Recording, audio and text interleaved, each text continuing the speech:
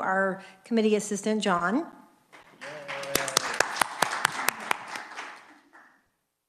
And then we were sent some minutes that we need to approve from previous meetings. Do I have a motion to approve the minutes? Representative Amix to approve the minutes, and seconded by Representative Woodard. Any discussion? Any changes or additions? All those in favor say aye. Opposed? The ayes have it, so we do approve the minutes. Thank you all very much. Okay, so welcome. Today we're going to have a hearing on House Bill 2425. I'll go ahead and open the hearing on that, and we will first hear from the reviser, Zach, to give us a bill brief on House Bill 2425. Zach, it's all yours. Good afternoon, Chairwoman Humphreys and members of the committee. My name is Zach Friedel. I'm with the Office of Reviser of Statutes. So House Bill 2425 would require a member of the State Board of Regents to be a student member nominated by the Students Advisory Committee. As a broad overview, membership and composition of the Kansas Board of Regents is determined both by Article 3, Section 3B of the Kansas Constitution and by statute, specifically in KSA 74-3202A. The Constitution instructs that the 9 members shall have overlapping terms as the legislature may prescribe, and members may be appointed by the governor, subject to confirmation by the Senate.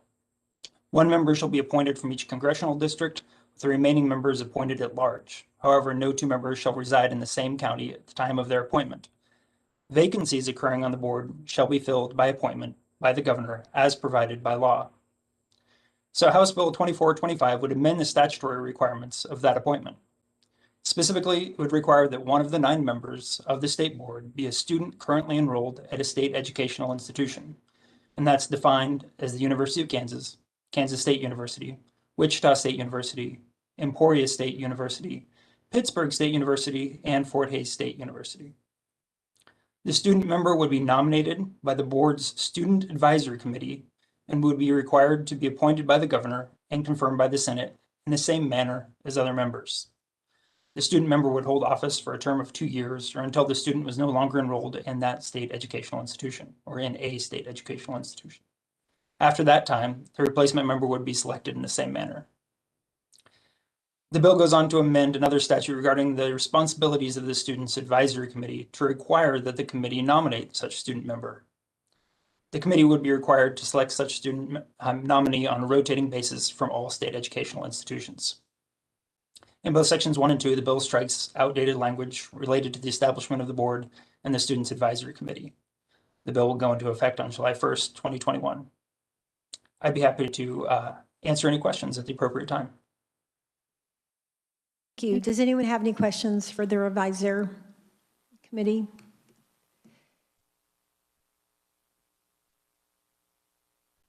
I don't have my computer up, so if Representative Burris has a question, Representative, just go ahead and unmute and let us know that you have a question. Thanks, Madam Chair. I don't have any questions at this time. Okay, thank you. Anyone else?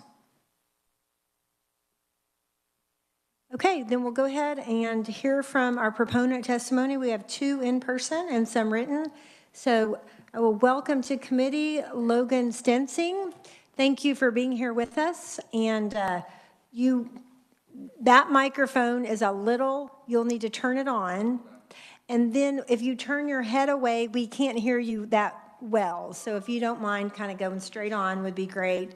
And then after you, we'll open it up to questions, and then we'll hear from the other proponent. So yeah, it's all yours. Mm-hmm. Yep.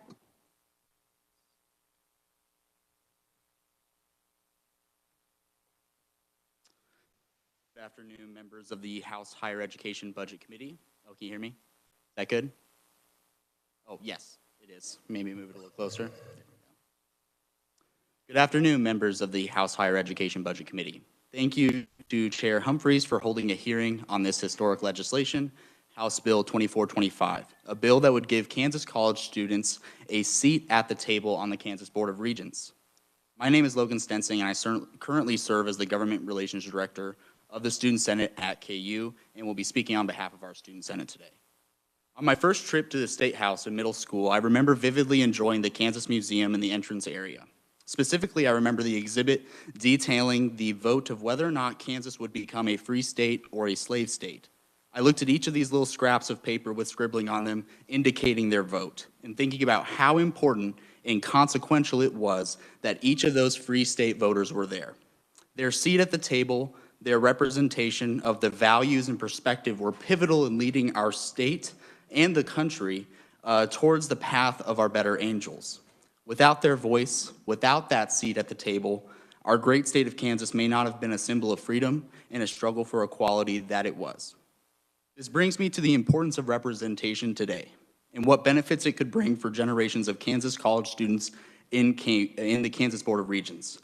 The Student Advisory Committee, made up of all of the KBOR SGA presidents, the Student Government Association presidents, is a body that can only provide input to the board. The current budgetary crisis our system of higher education faces highlights the need for students to have representation on KBOR in the form of a student regent with full voting rights to ensure our perspective is weighed seriously and recorded on matters directly impacting our experiences and our investments in higher education. Including different perspectives is vital in democratic decision-making, and most of our college students today were born after the current Kansas Board of Regents members attended college. Higher education is meant to serve students in their journey towards professional development and academic success. And a student regent member would be an advocate for students, which would center conversations in the Kansas Board of Regents regarding programs, policies, actions around the student perspective. Now, understanding the challenges and decisions that the Kansas Board of Regents members are faced with and how consequential those actions are for thousands of college students across the state of Kansas, the representation of a college student member would only aid the Kansas Board of Regents in their mission to serve and enhance the educational experiences of students. We also believe this is warranted because Kansas college students and their families have been gradually becoming one of the primary funders of our higher education in Kansas, in tandem with the state legislature. In 2021, many Kansas colleges are facing cuts to the quality and scope of education provided to students because of the COVID-19 pandemic, and which could worsen depending on a potential decrease in fiscal year 2022 funding from the state government. Our state government is currently in control of determining the entire representation of the Kansas Board of Regents. And House Bill 2425 is only asking that Kansas student governments have a voice in selecting one student nominee for the governor and the state senate to approve. Our local governments here on campus know the needs and obstacles college students face better than anyone because they may experience it themselves or personally know fellow student peers who do. It is also important to note that the student region would be a significant minority of the board, but we believe that it is a meaningful step in the right direction for the representation and inclusion of student perspectives in this important government body. Outside of the benefits to decision-making, this proposal would create an opportunity for college students to take on a role in public service, which could foster a lifelong commitment to it. Current KBOR member John Rolfe served in a similar capacity on Baylor's board during his time in college, and one can see how that has shaped his impact in public affairs. House Bill 2425 has been supported by Democratic and Republican legislators, which is inspiring to me that the representation of college students and their voices is a bipartisan issue. We have collaborated with all of our fellow KBOR institutions, and they have supported, and their student senates have passed resolutions in support of House Bill 2425, and which to me signals a clear request from the college students of Kansas, pass House Bill 2425. Thank you for your time today, and I'd love to answer any questions the committee members might have now. Thank you so much, Logan. Anyone have any questions? Yes, Representative Nguyen. And thank you, Madam Chair, and good afternoon. Just in general, at your universities, how diverse are your student governing bodies? And it's political, so realize that. I think we have often struggled with diversity in our, and I'll speak to KU specifically. I think it can sometimes be a group that is a little isolated based on their social networks, but we have been trying to make strides in increasing the representation and accessibility of our student senate. But yeah, to be completely honest, there's definitely an issue, but it's a recognized issue, and we're striving to try and improve that. Yes. And because the reason I ask that is that if you are truly to represent the student body at these regent universities, you'd have to be at least aware of pressing issues and how it impacts your entire student body. So that was the only reason I asked that. Yeah, and I think we have committees that, and the great way that we're kind of envisioning this play out is that we have the Student Advisory Committee, which is made up of every student body president from every university, and the idea would be that this member could be a channel for us into KBOR, and that way our voices are even heard more. Like specifically to that issue, we've been trying to have this conversation around the protection of ethnic studies programs, because, within facing budget crisis or, threats of cutting, those are up on the docket. And, we've had a struggle when communicating with KBOR about that because of the lines of communication are not as open as we would like them to be and have an actual person at that table. So that's just one example that kind of attests to that point that you brought up. Thank you for that. Okay. Representative Woodard. Thank you, Madam Chair. Logan, it's good to see you again. As a former student body vice president myself, it's always exciting to see students in this building. I wish we'd have a lot more of you coming and advocating about issues you care about. My question is about the provision that would make this a 2-year appointment. Obviously, we know that SAC or Student Advisory Committee membership changes year to year. Your administrations change year after year. How you came to a 2-year appointment versus, say, 1 year? I think when we were thinking about the 2-year term, it was to make it comparable with the other board members, as well as the idea of there being an issue in people not feeling that they can make an impact, because that's something that's a really big problem in student government, is that changeover, right, of having kind of consistent changes in leadership. And so the hope here is that that would allow for someone to really build relationships with the Kansas Board of Regents and hopefully make a greater impact. But we also included a provision in there where if there were to be a vacancy or if the person were to not be able to, maintain the position, or if they were to drop out of college, that there would be a process to have a renomination as well. Follow up if I can. And with there being 6 institutions, how does Student Advisory Committee come to consensus on which institution gets that appointment? So in the bill, you can see it says something about it being on a rotating basis. So SAC will, if this legislation's passed, they'll have to convene and determine what order that's going to be. So if it's going to be Emporia, Pitt State first, then WSU, that's then Emporia's year to nominate someone. So that's what we've been discussing, but that would be a set rotating basis. And as soon as we do that, that would be how we're selected. So it's not going to be, every university put up your candidate and we see which one, is successful. It's going to hopefully provide that geographical representation across the universities. Thank you. Thank you, Madam Chair. Do we have any other questions? Yes, Representative Fairchild.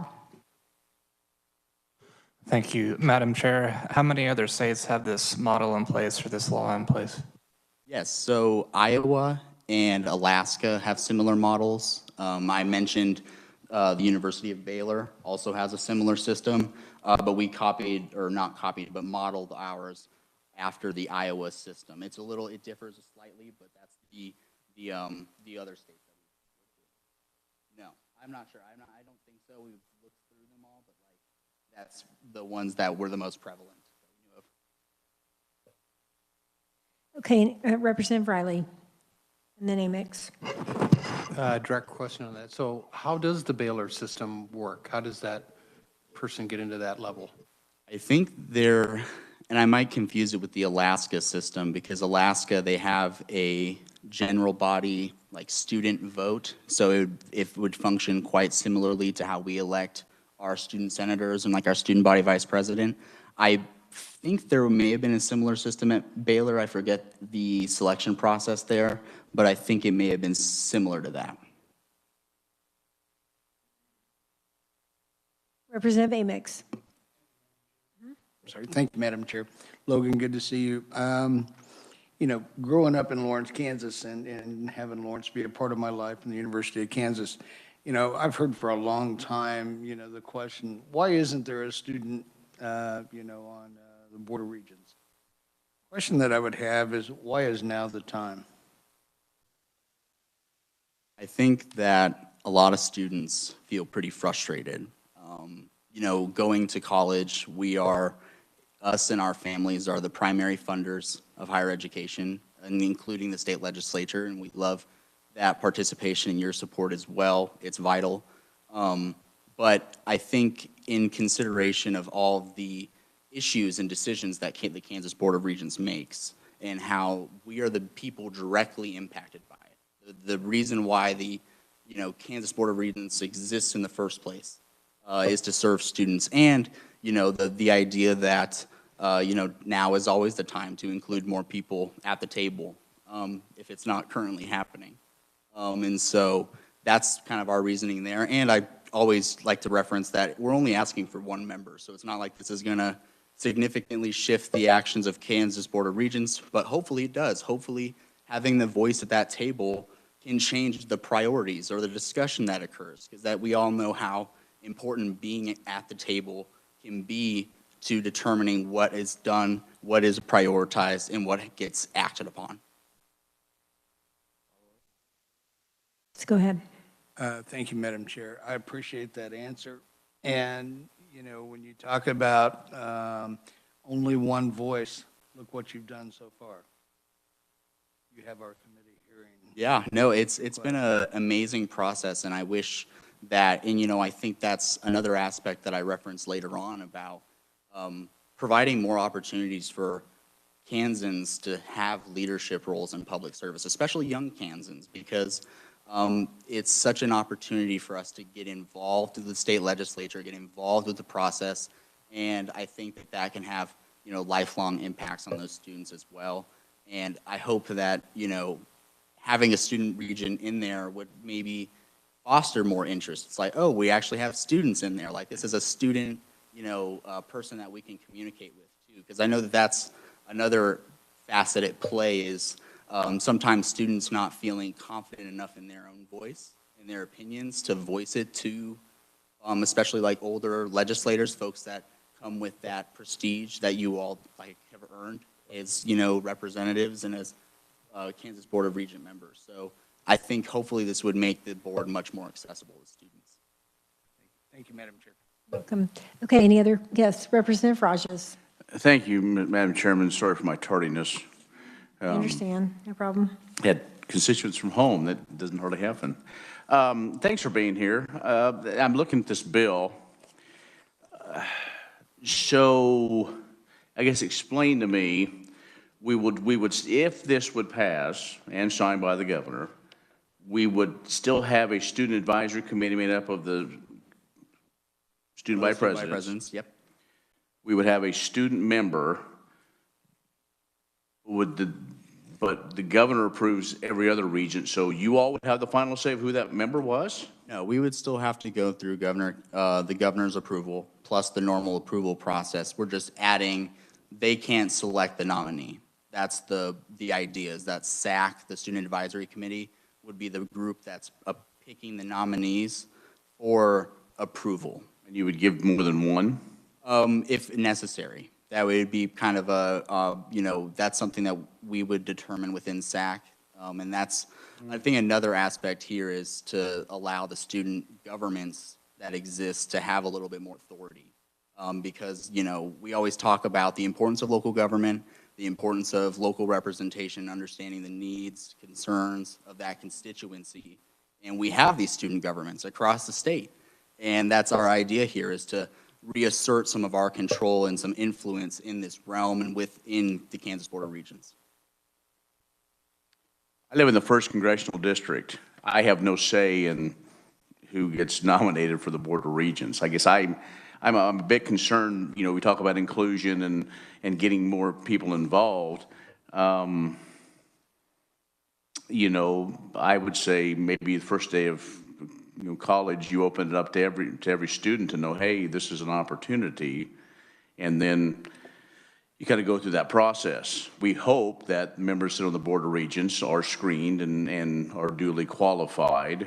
I guess I have a little concern with saying, well, it's so-and-so's turn, university, whoever, and is that truly, you know, that's where you get into the politics of it, of if you happen to be in the right slot, or if that's a student's passion, hey, I really want to be on the Board of Regents, that's going to help me get wherever I want to go.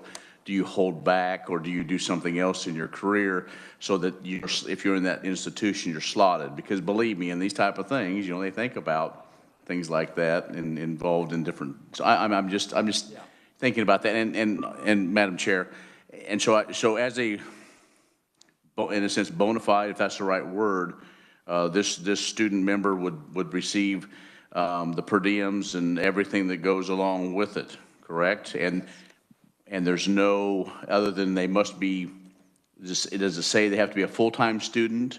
I don't see that in here. I mean, I know you kind of said that, but I don't, you know, and have to maintain a certain grade point average and. We don't have anything specifically within there, and we would, you know, be welcome to friendly amendments as well. You know, this is something that we structured. I think it says in there they have to be an enrolled student. So that's a pretty low threshold there.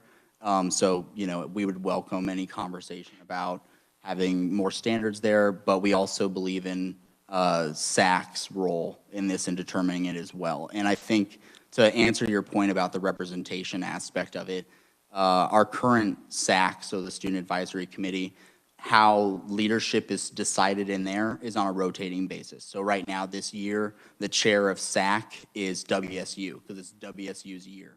So that's really where this was modeled from, was actually the structure of how we determine leadership within SAC now, and that's how we would make this selection for the nominees. Thank you. I'll save my questions for the next one. Thank you, Madam Chair. Okay, any others? Okay, thank you so much, Logan, for being with us. We appreciate it. Okay, I'll now call Tel Whitmer to come on up. Tel's the student body president at K-State. And I did not say that Logan is the Senate, he's on the Student Senate Governmental Relations. He's a director. So, okay, Tel, welcome. Thank you. All right. Does that work? Chair Humphreys, thank you very much again for this, and members of the committee. I come from a little more conservative constituency than my friends across the river, so this has been a pretty bipartisan effort, and I'm pleased to share my experience and support in favor of this bill with you today. My name's Tel Whitmer again. I have the great privilege of serving nearly 22,000 students as student body president of Kansas State. And I really appreciate, again, this opportunity. It's been a group effort from the beginning with my friends at the University of Kansas and promoting the students we represent today. So I represent a pretty historical institution, and I'm a history teacher by training, so bear with me. In 1863, K-State was established as the first operational land-grant institution. Which was Abraham Lincoln's vision for opportunity and access to the common people, really, of our state and the rural people of this country. The people I come from, being a student from Holton, Kansas, just 30 miles north of here. To paraphrase the third president of my institution, George Fairchild, our institution exists not so much as to make men farmers, but to make farmers men. And is that not the purpose of higher education in our state, to provide the highest quality education and experience to further the citizenry, society, and economics of our state? Ultimately, I think this bill is an opportunity to further that mission by renewing and revitalizing the current system, which unfortunately overlooks that representation of those individual stakeholders and students. This idea isn't new. It's been over a century since K-State's founding, when in the 1970s, my predecessor and the K-State student body president role, Bernard Franklin, who himself served as the youngest regent and board president of the regents in state history, got as close as anyone to making a case for a regent representative. And while this argument isn't new for a student regent, one thing is certain, and to answer Representative Amix's question before, never in our history do I think a student regent is more necessary than it is today.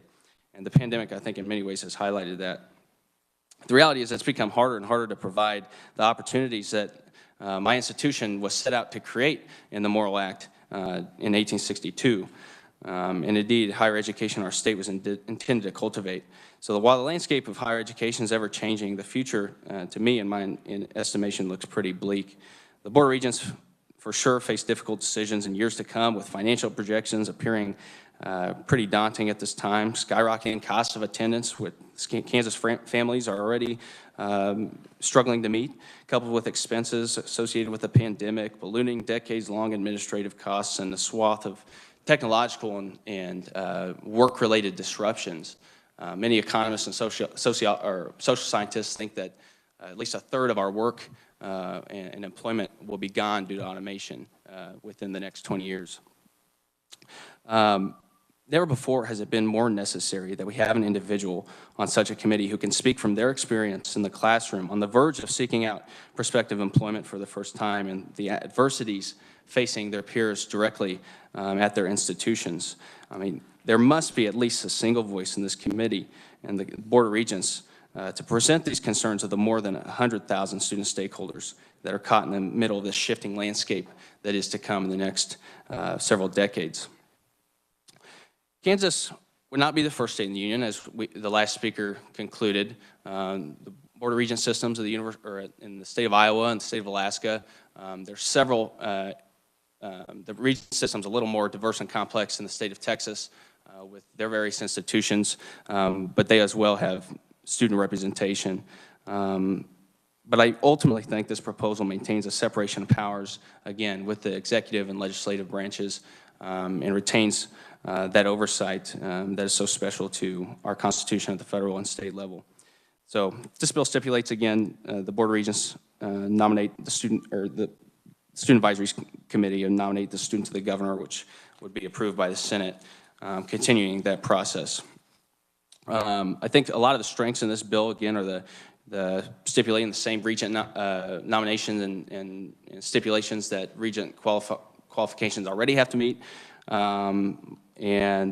Ultimately, I think it's important to remember that this wouldn't have any effect on the regents that are currently term limited or facing the end of their terms.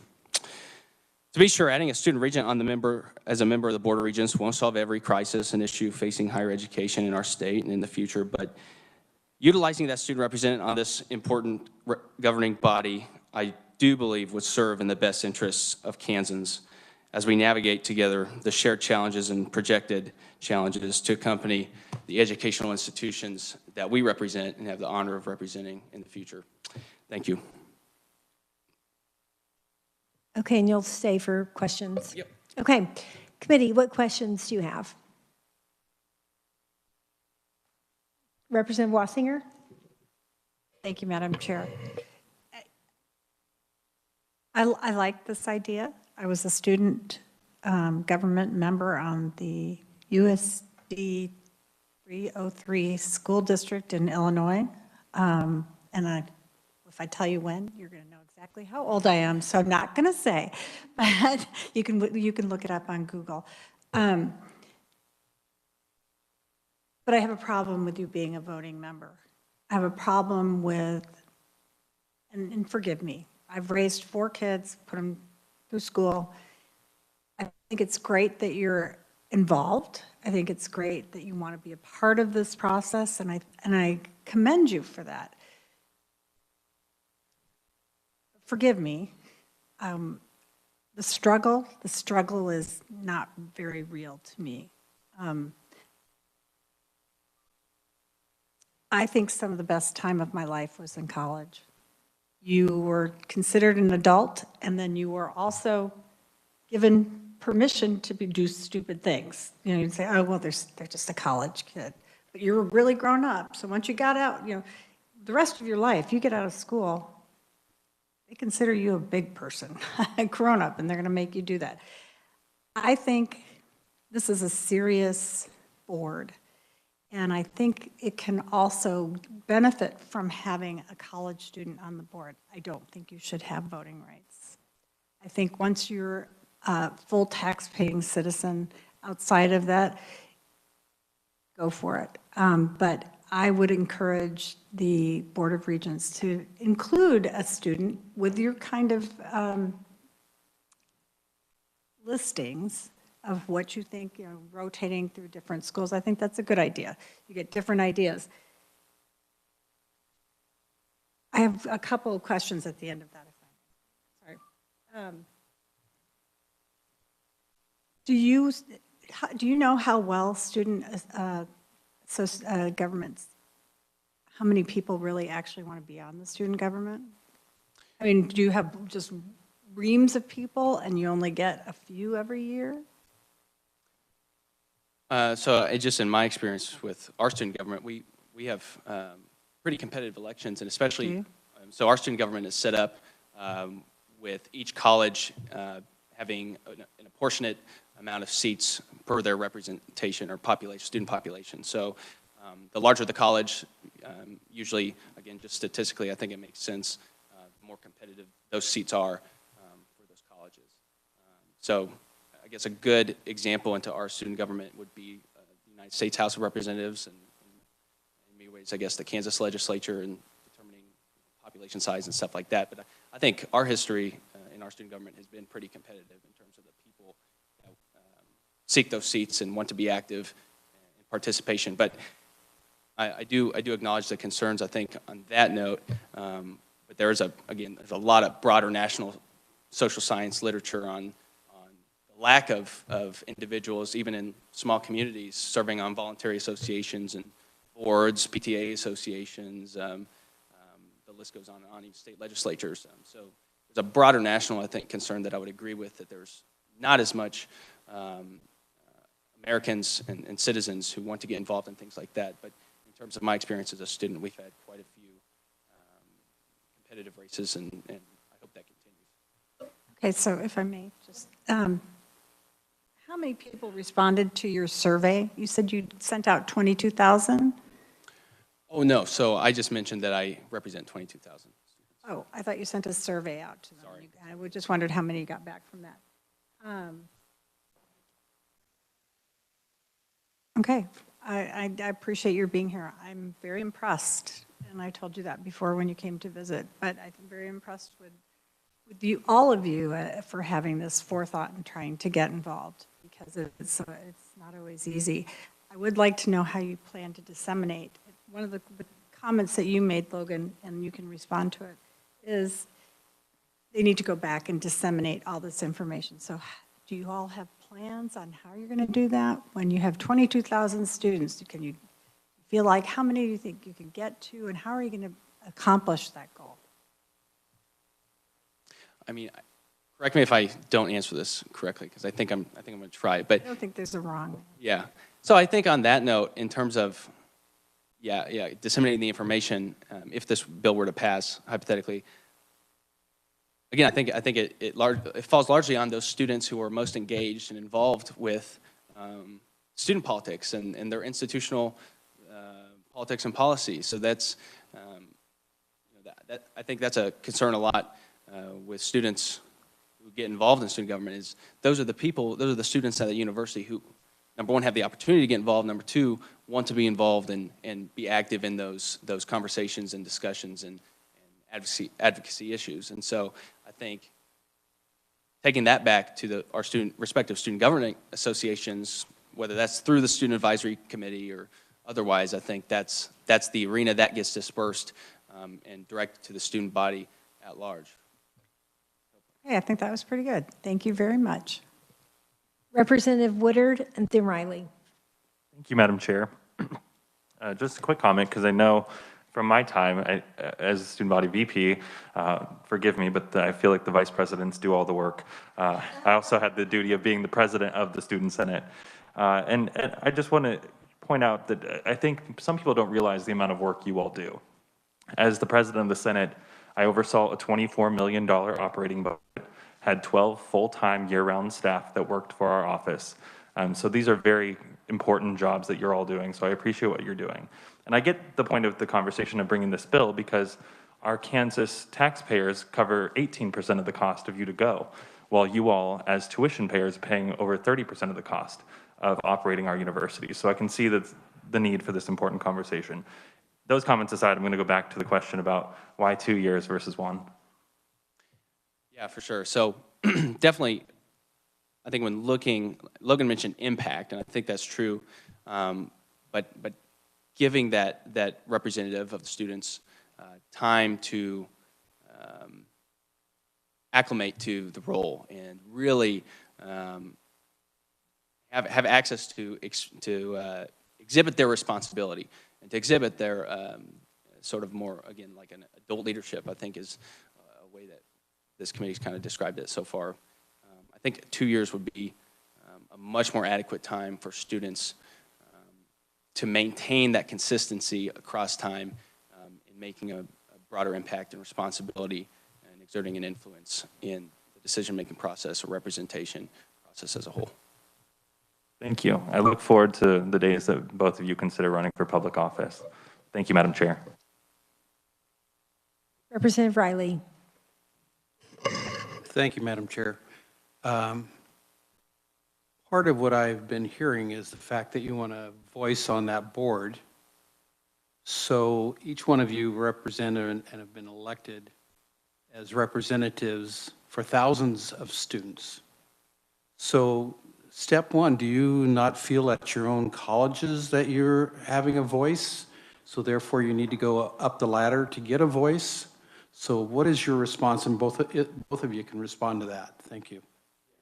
Sure. Well, I think pretty directly on that question, students aren't involved in executive sessions of the board of regents. So having a voting member there present will give students the opportunity to take part in those discussions. But in terms of looking at from a more holistic perspective, having a student representative on the board itself, I think it's signaling a commitment to the investment we're making in those students' futures and in the future of our state's economy. Because those students are going on to become the next engineers and public servants and nurses and teachers that are going to hopefully, again, make an investment in our state's communities, many of which are dying. My home that's dying. And so I think what it would do is signal that we're invested in those hundreds of thousands of students who are really shareholders and who own stock in our university system as a whole. So that's how I would answer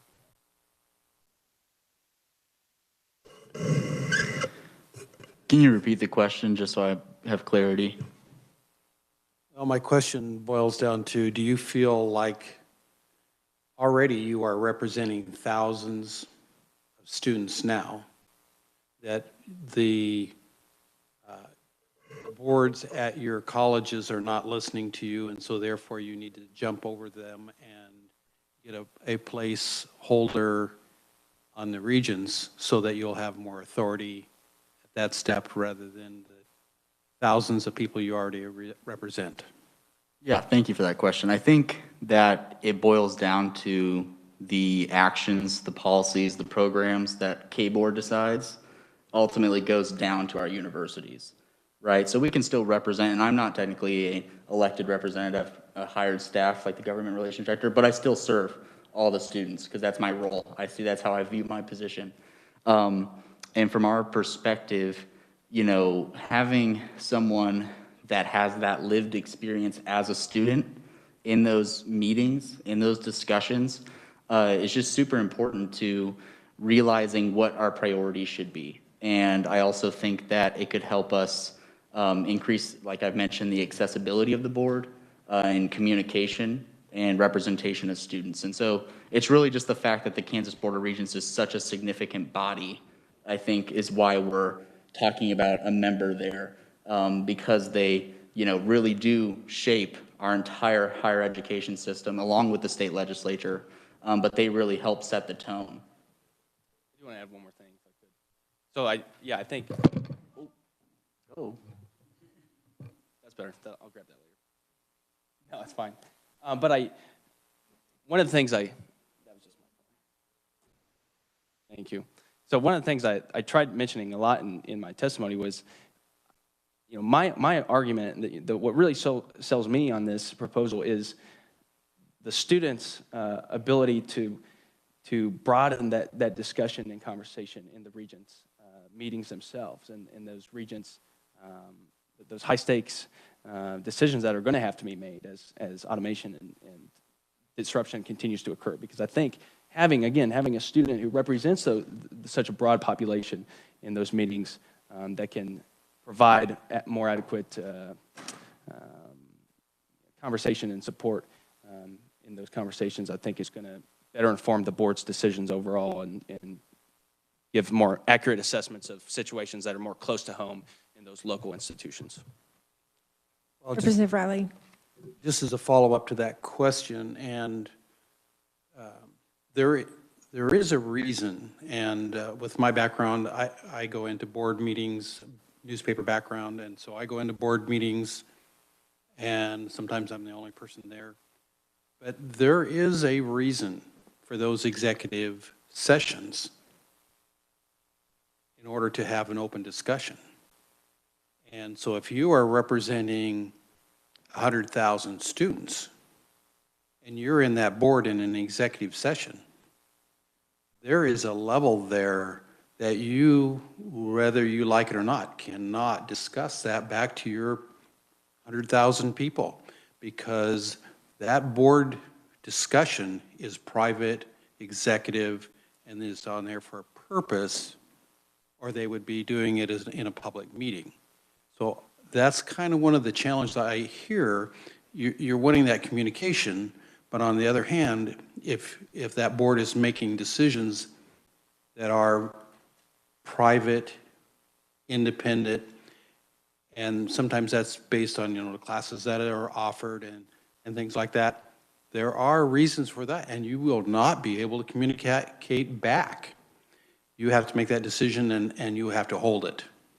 So that's why I have a challenge with you thinking that you're going to get two-way communication here. There's going to be times that you are not going to have two-way communication. So just, there is that level of professionalism, a level of privacy that needs to be maintained. Thank you. And can I respond to that? Go ahead. Yeah, and for sure, and I agree with you, and I think what better way to, again, signal that commitment to investing in those students' education and to place that trust and faith in them within a role like that, I think would be signaling that commitment. Okay, thank you. Any other questions? Yes, Representative Nguyen. And thank you, Madam Chair, and thank you for coming. Funny that you had mentioned Bernard Franklin. He's a very good friend of mine, and so he's still leading after 50 years. So obviously, K-State, they work good together. Okay, so I'll ask you the same question. Student body, K-State, how diverse is your governing body? For sure, and I wish I had specific statistics I could draw on, but I know you can find those accurately online. Grab your phone whenever you take your seat, then find and come back. I'd be happy to. But on that note, something that we're really proud of in our Student Governing Association is our intern program, which has been going on far beyond my time, which is a way to get, especially first and second year students who haven't really acclimated to organizational involvement and campus involvement, opportunities to get involved in our student government. So it's an educational program and a program that really opens the door to any student who wants to get involved. And so I'm really optimistic about that. We just built our the largest single square foot multicultural student center in the Big 12 conference. And I think there's going to be a lot of opportunities for students historically who are in minorities and marginalized backgrounds to get involved more and more in our student government. But I think, again, and I don't have the statistics of our student government per se, but I think we've done a pretty good job of that. So are you saying it's the intern program where you see your diversity? Yeah. But so the intern program is designed to be a feeder to teaching students how to campaign and how to get involved we have 3 branches in government, different responsibilities, executive, legislative, and judicial. And so teaching them the ins and outs of that so they're comfortable enough to pursue sort of a ladder within that organization and to, again, increase their involvement and impact in that organization as a whole. Okay, any other questions? Representative Rajas. Thank you. Thank you, Madam Chair. Mr. Whitmer, thanks for being here. In this, as you were going through this process, and I assume as a student body president, you were one of the leaders in this.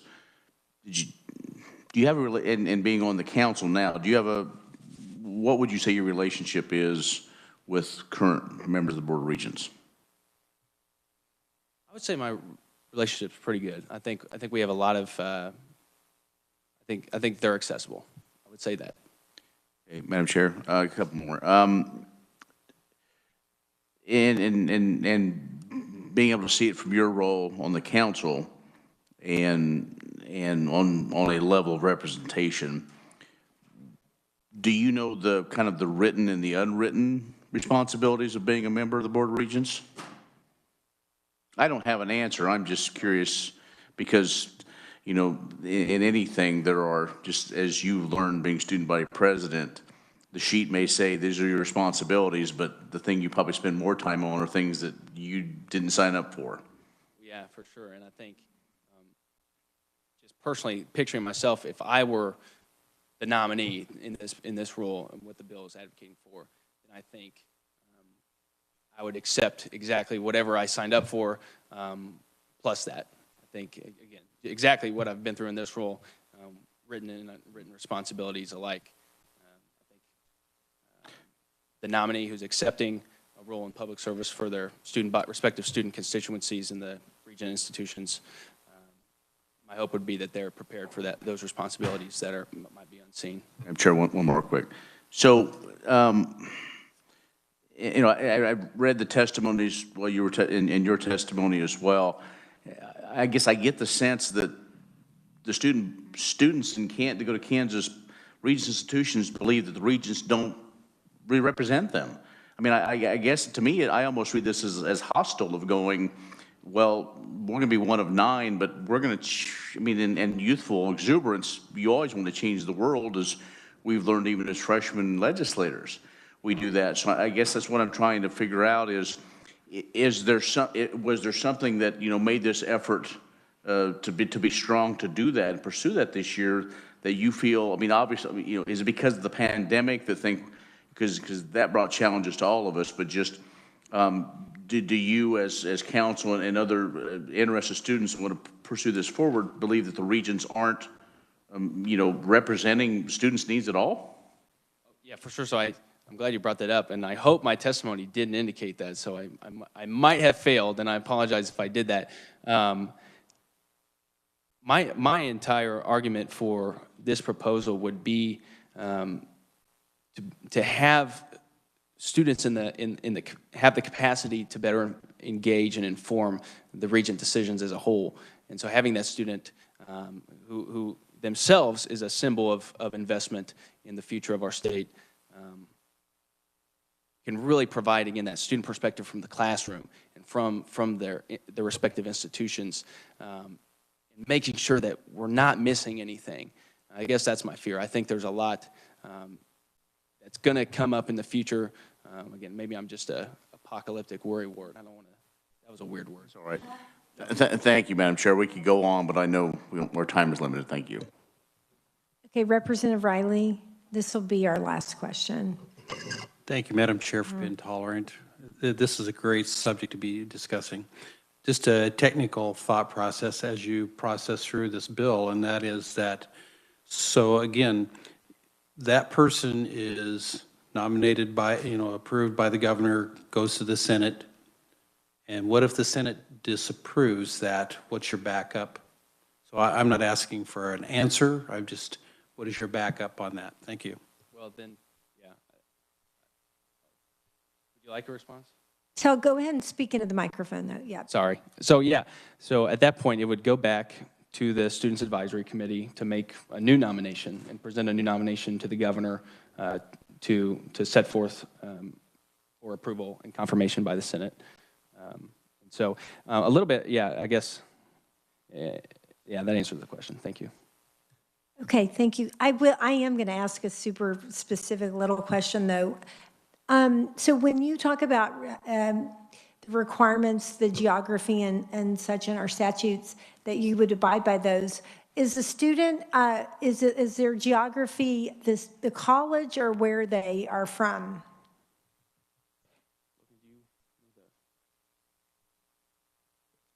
I remember that was something we discussed of that question because it was a concern that we had noticed in the statute where it does reference geographically. And I don't know if we had ever came to a full conclusion on determining that. I think we were kind of please for you could clarify and explain the issue with this thought process, but we were under the impression that because students can technically register to vote, either at their home address or at their college address, that the geography aspect of it would be somewhat flexible. But that might be a gross oversimplification, but that was definitely like a tiny detail. I appreciate you bringing it up because we did think about it. My interpretation would be that, and in my testimony, was that having the variety of the institutions themselves and the students were in that nominating process would meet the requirements for geographic dispersal and variety. Okay, thank you so much for being with us. I think the committee did not hold back. They gave you all some pretty tough questions. Really appreciate your professionalism, your ability to answer. So thank you for being here. Committee also want to let you know that we had written only testimony.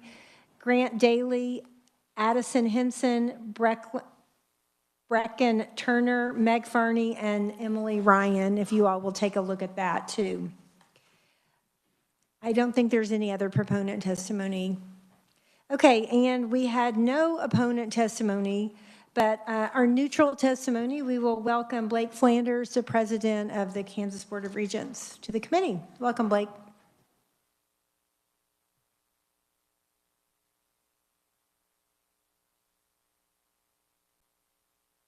Speaking into that microphone is going to be a little hard for you, but if you can manage, thank you for doing that.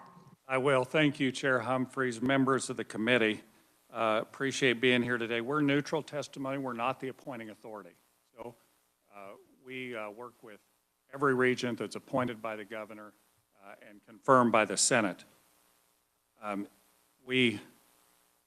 hearing this session today, I'm very encouraged by our students. I think our future is really bright. Anytime you see Wildcats and Jayhawks going down the same road, it's a really good day. I want to just outline a little bit the responsibilities of the Board of Regents and really kind of respond, not read my testimony, but respond a little to some of the questions. The executive sessions primarily. So at this time of year especially, you're going to see quite a few executive sessions because the board hires and evaluates the state university CEOs and as well as myself. So the chancellor and the presidents. So at this time we're developing consensus statements and then we have evaluation conferences with those individual CEOs. So those are all done in executive session. I appreciate some of the comments about the confidentiality of those executive sessions. The board governs the state universities. They coordinate all of our community and technical colleges, which really have an important role in the system. We also regulate the for-profit institutions. So it's broader than the universities. For-profit institutions would be Phoenix and those types of institutions that want to come in our state. We also offer the GED programs. I say GED, it's now called high school equivalency, but most people still know it by GED, so we run that program as well. You know, much of our work is with students and for students, but one other component I wanted to add. The board's the fiduciary for the retirement system. It's a different system than CAPERS. That's a defined benefit. It's a defined contribution. So the legislature never worries about is it funded because it is from the get-go. Okay? But they're the fiduciary. It's a $6 billion fund. And so we just met with TIAA today. We have a retirement planning committee. And it's really a pretty big part of the board's responsibility. I just wanted to highlight that. I also wanted to talk a little bit about how the board is connecting with students and what I feel like we've been hearing students and trying to respond to many of the student needs. And it's true. Tuition has become a major driver in terms of funding our state universities and has eclipsed the amount that was traditionally support. At present, I've been meeting with the student president, which is now the rotation, is Wichita State University. Her name is Ridget Kahn. I just appreciate these students' interest. I do take one point of exception. I guess one hurtful comment from Logan was, it says, we were born after these people were in college. that hurt. But it's nevertheless, it's not inaccurate. You know, and I think about my interest never took me to the State House when I was in college. I had a lot of different interests, and they weren't as productive as our students are today. But I've met with Ridget Kahn. Ridget Kahn reports out on behalf of the student government every monthly meeting to the Board of Regents, and then between those meetings, I meet with her to see any concerns. I'll just tell you some of her input. We just developed and passed a policy on free speech at our universities. We offer that guidance to community colleges as well, but they have local boards of trustees. They can choose to adopt that if they want to at their local board level. But for our universities, that will be the policy. And Ridja offered amendments to that, and we took many of those suggestions as we were going through developing those policies. We also have a committee structure at the board. So we have a board academic committee that scrutinizes and evaluates programming. We have a finance committee, fiscal affairs and audit, and we have a governance committee as well, along with the retirement planning committee. We have student liaisons to each of those committees. So although they can't vote, we have asked them to come to those meetings, and whenever they want input into the committees, at the time, I know those committees are eager to hear that. And so I wanted to let you know that. We also recently received some federal resource, and I wanted the governor's discretionary money that was awarded to the board. I'd like to tell you where the board is placing some of those resources. I think it's important. Some of those are going to what we call open educational resources that are some of those, because we heard from the students, about a little over $4 million going to student wellness, because we've heard about some of the issues with counseling, mental health on our campuses. The board says, let's support that. $5 million is going to decrease equity gaps. We're going to be doing gap analysis of our institutions, say, how do we get better in this area? Because the board heard about that from students, first generation students. Wanted to honor that. And so I'm really pleased with the direction that those resources have been moving. And then I would tell you the last 2 years, there hasn't been any appreciable increase in tuition. The board's heard from students, and students have said, we think tuition is too high in many cases, and the board has honored that input. As we coordinate the community colleges, we deal with things like service areas, which programs can be offered, where state funding for those programs, and those types of things. You know, things that we'd have to consider with a student region, which would be fine. I'd be honored to work with any of these students. Is just there is, even though we have all of our institutions on the same page here, there is some competition between universities and colleges. And so how do you deal with that if a student's from Wichita State, are they evaluating the chancellor at the University of Kansas? Are they determining policy for KU, Wichita State? Those are just questions that have to be answered, but I know they could be. I appreciate our students being here, appreciate working with them, and I'd stand for any questions. Thank you so much. Yes, We'll do questions, and Representative Nguyen, you're up first. Thank you, and hello again. Help me remember, how long have you been president and CEO of Board of Regents? I think it's been 5 years. Okay, so I understand clearly the top tier of your box of your organization. The second, excuse me, the second tier, how are those positions? Who are those people? Chancellor and President? No, top tier is self-explanatory. Okay. Your second tier, who are those? Board office staff is So also. those are all the employees at the university. So what we say is, there's my board office staff that I supervise. Okay? And then the chancellor supervises. No, don't address that. These boxes, who occupies those positions? Staff at the university. Okay, and they're appointed by the universities respective? They would be hired. Okay, so, and I say that because I'm asking you the same question. So how diverse is the Board of Regents in your tenure? So we've had, the Board of Regents has been more diverse, I would say, than the population of Kansas. Again, the governor appoints. Right now, we would have, just in terms of minority, we'd have two minority women on the board. We would have, I'm trying, 3 women on the board as well. This second tier of political appointments? The second tier is not political appointments. Those are employees. Okay, so you're talking about up here. I'm talking about here. Oh, you have 6 members? 9 members. 9 members. Okay, so based on political appointments, then over your 5 years, you've seen more diversity. I've seen diversity the entire time. Okay, thank you. Thank you, Madam Chair. You're welcome. Okay, committee, any other questions? Representative Rajas. Thank you, Madam Chair, for indulging me. On average, and I know members, regents, some have a lot of extra time, some still have running, having their jobs. What is the average commitment of a regent every month beyond just simply coming here to a meeting?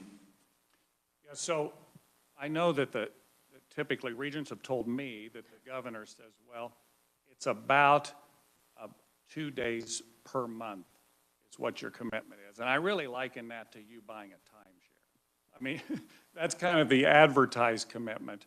And then, there would be more days than that because you'd be on a 3-person committee for the institutions that work more closely with each president at the institutions. You'd also do site visits. We didn't do them this year because of COVID, but generally we go to 3 or 4 institutions per year. We also meet with other boards from time to time. We'll meet with the University of Kansas Hospital Board. We meet with the Kansas State Board of Education as well. And so, I think I'd want to ask, it would vary depending on the regent, but it could be 4 or 5 days per month, just in terms of total time. It's significant. You have committee meetings outside of the board? They tell us when we run, it's only 90 days a year. So. Well, I just, as we look at this whole thing, is it, I'm just saying, is it about that every month, or are there is it busier during the academic year for regents? Yeah. The least busy month, not for us, because especially if there's new regents coming on, but the least busy month for existing regents is July. And then in August, we start the full budget workshops going over every budget at the institution. We have a 2.5-day retreat. We set the agenda for the entire year, and it's off and running from there. Then it's basically on a monthly basis. Yeah, thank you, Madam Chair. Okay, any other questions, committee? Anyone else? Thank you so much for being here. We really appreciate it. Okay, committee, anything else? Anything for the good of the committee? Anything about House Bill 2425? Anybody would like to say? Shirley, is there anything I need to say? Anything I need to remember? You have that look on your face, as much as I can see your face. You might just publicly announce the names of the written testimony. Oh, you, I did do that, yep. Mhm. No, that's okay. Yeah, so committee, please do take a look at that. Okay, I will close the hearing on House Bill 2425. And committee, as you all know, this is really the last day that we're able to meet.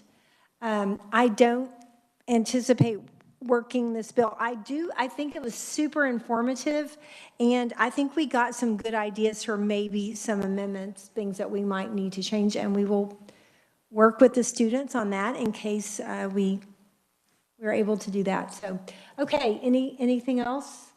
Okay, well then, committee, we're adjourned. Thank you, especially everyone, for being here. Have a good day. Bye-bye.